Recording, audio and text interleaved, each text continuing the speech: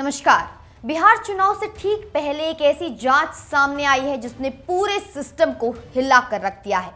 एक बड़े मीडिया संस्थान की अंडरकवर टीम ने पटना और आसपास के इलाकों में चल रहे हाई प्रोफाइल मसाज सेंटर्स की हकीकत उजागर की है, जहां चुनाव के दौरान नेताओं के लिए स्पेशल अरेंजमेंट किए जाने का दावा किया गया है। जांच में सामने आया कि कई इलाकों जैसे कि रूपसपुर, बुद्धा विहार और आशियाना मोड़ में ऐसे सेंटर चल रहे हैं जो बाहर से तो साधारण दिखते हैं, लेकिन अंदर वीआईपी क्लाइंट्स के लिए विशेष व्यवस्था की जाती है, जहां न सिर्फ देसी बल्कि विदेशी लड़कियां भी रखी जाती हैं। और हर सेंटर पर बताया गया कि नेताओं के लिए अलग रूम और स्पेशल बेड की व्यवस्था रहती है।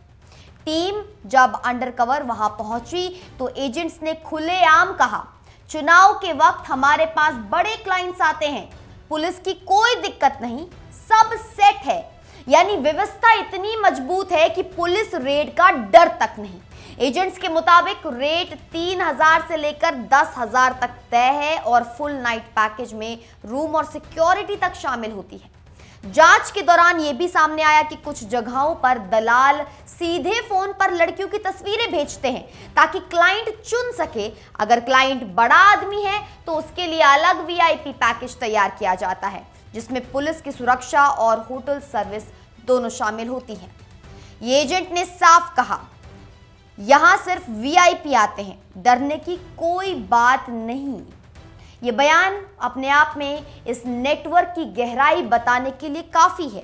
जांच में यह भी पाया गया कि इन मसाज सेंटर्स में काम करने वाली लड़कियों को ग्राहकों को मैनेज करने और फंसाने की ट्रेनिंग भी दी जाती है।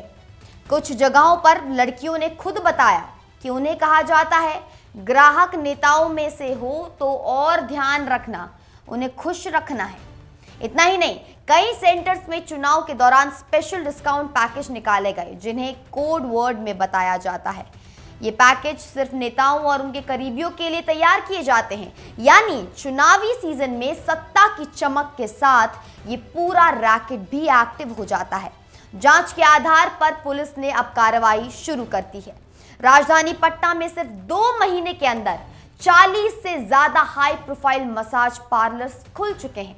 इसी इनपुट के बाद शहर के सभी थानों को अलर्ट मोड पर रखा गया है और अब कई सेंटर्स पर छापेमारी की जा रही है। कानूनी जानकारों का कहना है, ऐसे मामलों में अगर सेंटर चलाने वाले या इससे जुड़े लोग दोषी पाए जाते हैं तो उन्हें 10 साल तक की सजा हो सकती है। ये सिर्फ एक राज्य या चुनाव की कहानी नहीं, बल्कि उस सड़ी हुई व्यवस्था की झलक है जहां राजनीति, सत्ता और अवैध धंधे का गठजोड़ खुलेआम चलता है और कानून की आंखों पर पट्टी बंधी रहती है। अब सवाल यही है, क्या इस रैकेट के पीछे सिर्फ कुछ एजेंट्स हैं या सिस्टम के भीतर बैठे बड़े लोग भी शामिल हैं? और क्या चुनावी माहौल में नेताओं के लिए बने इन स्पेशल पैकेजों की जांच आखिरकार किसी सजा तक पहुंचेगी? इन सभी सवालों के जवाब अभी मिलना बाकी है।